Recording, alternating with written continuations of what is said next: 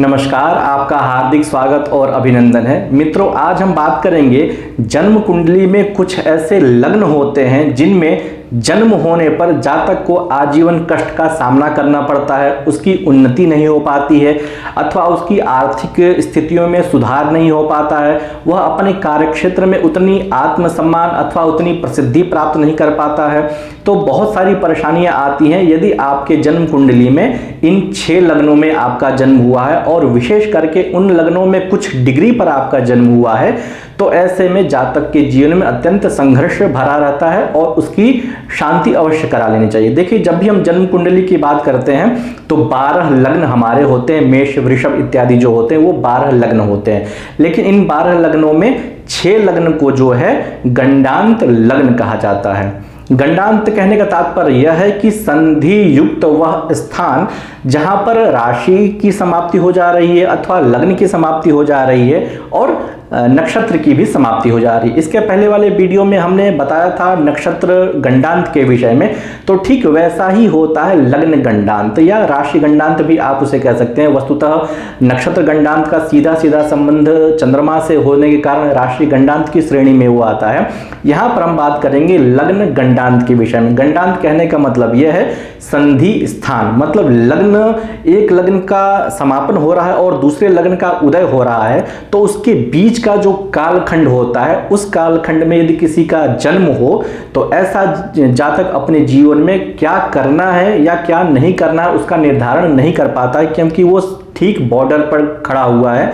मतलब वो तो न आगे का कुछ अच्छा सोच पा रहा है और न अपने पूर्व के जीवन से, पूर्व के भूतकाल से आगे बढ़ पा रहा है। तो जिसका भी लग्न गंडांत इन 6 लग्नों में यदि जन्म होता है तो निश्चित रूप से ऐसे जातक के जीवन में संघर्ष बना रहता है। तो कौन कौन से ऐसे लग्न होते हैं जो लग्न गंडांत की श्रेणी में आते हैं?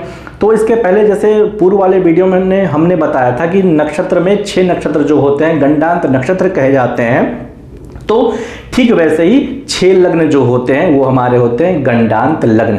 जब आप विवाह प्रकरण पढ़ेंगे मुहूर्त चिंता मणि ग्रंथ के 43वें श्लोक में, तो उसमें आचार्यों ने इन 6 लग्न गंडांतों के विषय में चर्चा की है।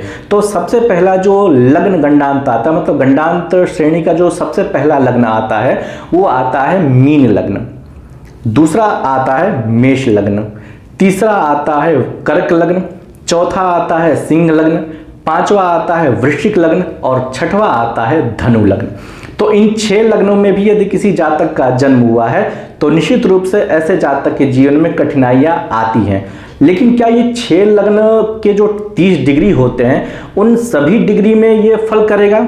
तो आचार्य ने स्पष्ट रूप से निर्देश दे दिया कि ये 6 लग्न तो दूषित होते हैं यदि सामान्य दृष्टि से देखा जाए तो, लेकिन इनमें कुछ ऐसा काल होता है अथवा कुछ ऐसे अंश विभाजित किए गए हैं जो अत्यंत दूषित समझे जाते हैं। सामान्य रूप से यदि हम देखें तो किसी का भी मीन लग्न में जन्म है, मेष लग्न में जन्म है, कर्क लग्न में जन्म है, सिंह लग्न में जन्म है, वृश्चिक लग्न में जन्म है अथवा धनु लग्न में जन्म है, तो सामान्य रूप से ऐसे व्यक्ति जो है द्विविधा में हमेशा पड़े रहते हैं। मतलब उनको करना क्या है, आगे की उनकी रूपरेखा क्या है, आगे किस प्रकार से अपने को आगे बढ़ना है, और वो प्रारंभिक जीवन से भी आगे नहीं बढ़ पा रहे हैं, जो उनकी उन्नति है वो कहीं ना कहीं रुकी हुई रहती है।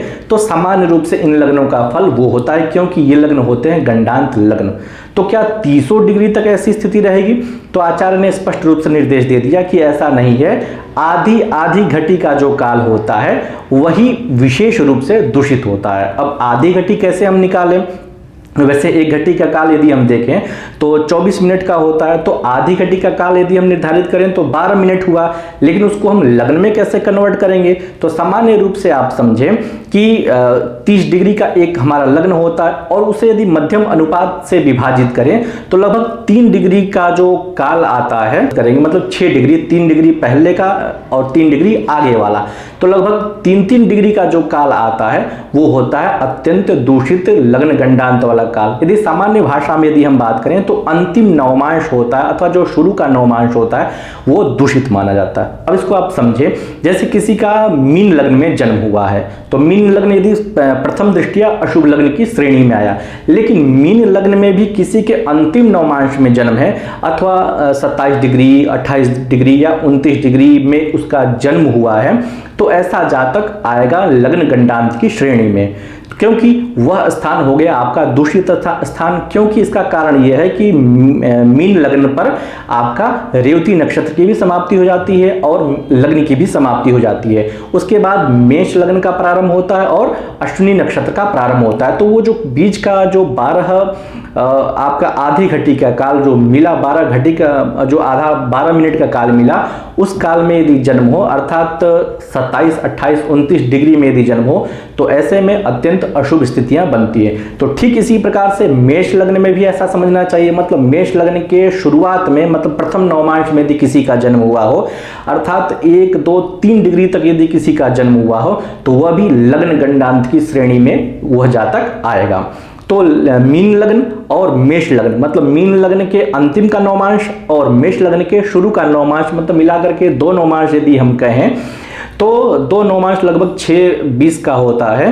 तो इनमें यदि जन्म हुआ हो तो निश्चित रूप से ऐसे व्यक्ति के जीवन में अत्यंत संघर्ष बना रहेगा। क्या करना है अथवा क्या नहीं करना, यह हमेशा दुविधा में फंसा रहेगा, असमंजस की स्थिति बनी रहेगी, कार्यक्षेत्र में उन्नति उस मात्रा में नहीं हो पाएगी। तो अनेक प्रकार की परेशानियां उसके जीवन में बनी रहती हैं यदि इन लग्नों में जन्म हुआ है और विशेष करके इस नवमांश में जन्म हुआ है। तो पहला होता है मीन लग्न, दूसरा होता है मेष लग्न। इसी प्रकार से जो तीसरा होता है वो होता है आपका कर्क लग्न। तो कर्क लग्न के अंतिम नवमांश में 27, 28, 29 डिग्री में यदि किसी का जन्म है तो वो भी आता है लग्न गंडांत की श्रेणी में। चौथा जो होता है सिंह लग्न होता है। सिंह लग्न के शुरू में, मतलब प्रथम नवमांश में यदि किसी का जन्म हुआ है 3-4 डिग्री तक यदि मध्यम मान से हम देखें, क्योंकि आचार्यों ने कह दिया कि लगभग आधी घटी का उनका कालखंड मानना चाहिए। मतलब आधी घटी अंत की और आधी घटी शुरू की, मतलब दोनों मिलाकर कहीं ना कहीं से आप एक घटी उसको आप समझ सकते हैं। तो ये 4 लग्न हो गए।